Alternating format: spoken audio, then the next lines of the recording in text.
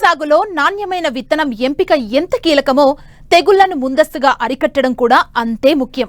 పంటల సాగులో చీడపీడలు ఆశించాక పురుగు మందులు పిచికారీ చేసి అనవసరమైన ఖర్చులు పెంచుకోవడం కంటే పంట విత్తే ముందు విత్తన శుద్ధి చేసుకోవడం ద్వారా పంట తొలి దశలో వచ్చే చీడపీడల్ని తక్కువ ఖర్చుతో నివారించొచ్చు.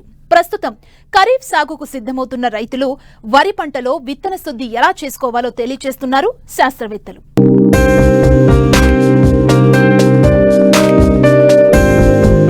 నాణ్యమైన విత్తనాల ఎంపిక ఎంత ముఖ్యమో శుద్ధి చేసిన విత్తనాన్ని నాటుకోవడం కూడా అంతే ముఖ్యం. విత్తన శుద్ధి వల్ల విత్తనం నేల ద్వారా వచ్చే పురుగులు, తెగుళ్ల నుండి పంటను కాపాడుకోవచ్చు. కాబట్టి కనిపించని శిలీంధ్రాల బారి నుంచి విత్తనాలను రక్షించుకోవాలంటే విత్తన శుద్ధి ఆవశ్యకత ఎంతో ఉంది. దీనివల్ల మొలక శాతం ఎక్కువ ఉంటుంది, మొక్కల సంఖ్య కూడా పెరిగి మంచి దిగుబడిని సాధించవచ్చు. విత్తన శుద్ధి విత్తనానికి రక్షణ కవచంలా పనిచేయడంతో పాటు మొక్క ఆరోగ్యంగా పెరిగి తొలి దశలో పురుగులు, తెగుళ్లను అరికట్టి తరువాత దశలో పిచికారీ మందులు, కూలీలపై పెట్టే ఖర్చును తగ్గించుకోవడానికి తోడ్పడుతుంది.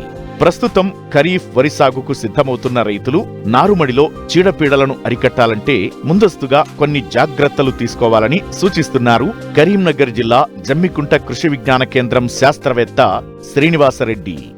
నారు పోసే దశలలో ఎలాంటి జాగ్రత్తలు తీసుకుంటే మనకు చీడపీడల నుంచి వరి పంటను కాపాడుకోవచ్చు అన్నది కనుక చూసినట్లయితే, వరిలో ప్రధానంగా వచ్చే సమస్యలు ఏంటంటే తెగుళ్ళల్లో మనకు అగ్గి తెగులు కావచ్చు, లేదంటే పాంపొడ తెగులు కానీ, లేదంటే కాండం కుళ్ళు కానీ, వేరుకుళ్ళు తెగుళ్ళు కానీ, ఇలా తెగుళ్ళన్నీ కూడా వచ్చిన తర్వాత మందులు స్ప్రే చేసినా కానీ ఈ తెగుళ్లను మనం నివారణ చేయడం అనేది చాలా కష్టమవుతుంది. కాబట్టి రైతు సోదరులు ప్రధానంగా ఈ తెగుళ్లను దృష్టిలో పెట్టుకొని ముందు జాగ్రత్త చర్య గనక యొక్క జీవశిలీంద్ర నాశనలు అయినటువంటి ట్రైకోడర్మా విరిడి కానీ, లేదంటే సూడోమోనాస్ ఫ్లోరెసెన్స్తో కానీ విత్తన శుద్ధి కనుక చేసుకున్నట్లయితే చాలా తక్కువ ఖర్చుతోటి మనము ఎలాంటి తెగుళ్ళను కూడా రాకుండా వరి పంటను కాపాడుకునే అవకాశం ఉన్నది. కాబట్టి ఈ యొక్క ట్రైకోడర్మా విరిడి 10 గ్రాములు కిలో విత్తనానికి కానీ, లేదంటే సూడోమోనాస్ ఫ్లోరెసెన్స్ 10 గ్రాములు కిలో విత్తనానికి కానీ తీసుకొని విత్తన శుద్ధి చేసుకొని మనం నీడలో కనుక ఒక 2 నుంచి 3 గంటలు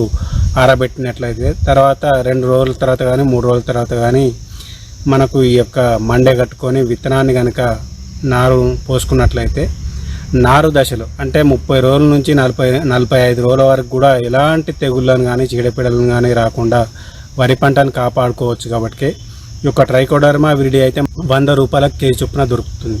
అదేవిధంగా సూడోమోనాస్ ఫ్లోరెసెన్స్ అయితే 150 రూపాయలకు కేజీ చొప్పున దొరుకుతుంది. కాబట్టి ఇవి ముందు జాగ్రత్త చర్యగా రైతు సోదరులందరూ కనుక తీసుకొని వరి పంటను చాలా తక్కువ ఖర్చుతోటి కూడా పంట పండించుకునే అవకాశం ఉన్నది. కాబట్టి రైతు సోదరులందరూ కూడా దీన్ని ఉపయోగించుకోవాలని చెప్పేసి విజ్ఞప్తి చేస్తున్నాం. అదేవిధంగా మనకు ఒకవేళ ఈ యొక్క ఆరుతడి పంటలు కానీ వరి పంటలో కానీ దుక్కిలో కనుక ఇలాంటి శిలీంద్రనాశినులను నాశనం చేయడానికి 2 నుంచి 4 కిలోల ట్రైకోడర్మా విరిడిని కనుక తీసుకొని 80 నుంచి 100 కిలోల మాగిన పశువుల పేడ కానీ, లేదంటే వర్మి కంపోస్ట్లో కానీ దీన్ని మంచిగా కలగలుపుకొని కనుక ఏదైనా షెడ్లో కానీ, లేదంటే చెట్టు కింద కానీ పోసుకొని అదేవిధంగా తట్టు బస్తాలను కనుక కప్పేసి 2-3 రోజులకు ఒకసారి పల్చగా నీళ్ళను కనుక తడిపినట్లయితే 15 నుంచి 20 రోజుల వరకు అది బూజులాగా వస్తుంది. బూజులాగా వచ్చిందంటే మనకు శిలీంద్రనాశనం అనేది బాగా వృద్ధి చెందిందని అర్థం. కాబట్టి ఈ బూజులాగా వచ్చినప్పుడు మనం 1 ఎకరానికి కనుక దీన్ని ఏదైనా పత్తిలో కానీ, లేదంటే వరి పంటలో కానీ చల్లేటప్పుడు దాంట్లో తేమ కనుక ఉన్నట్లయితే ఆ యొక్క శిలీంద్రనాశనం అనేది బాగా వృద్ధి చెంది ఆ శిలీంద్రంను ఈ యొక్క ట్రైకోడర్మా విరిడి అనే శిలీంద్రం కనుక చంపేస్తుంది. కాబట్టి ఈ విధంగా రైతు సోదరులందరూ కనుక మనకు పత్తి పంటలో కానీ, లేదంటే మొక్కజొన్న పంటలో కానీ, లేదంటే వరి పంటలో కానీ ఇలా దుక్కిలో కనుక చల్లుకున్నట్లయితే మనకు ఒక 5-6 సంవత్సరాల వరుసగా కనుక ఈ శిలీంద్రాన్ని కనుక చల్లుకున్నట్లయితే మనకు ఎలాంటి తెగుళ్ళను కూడా పంటకు రాకుండా కాపాడుకోవచ్చు.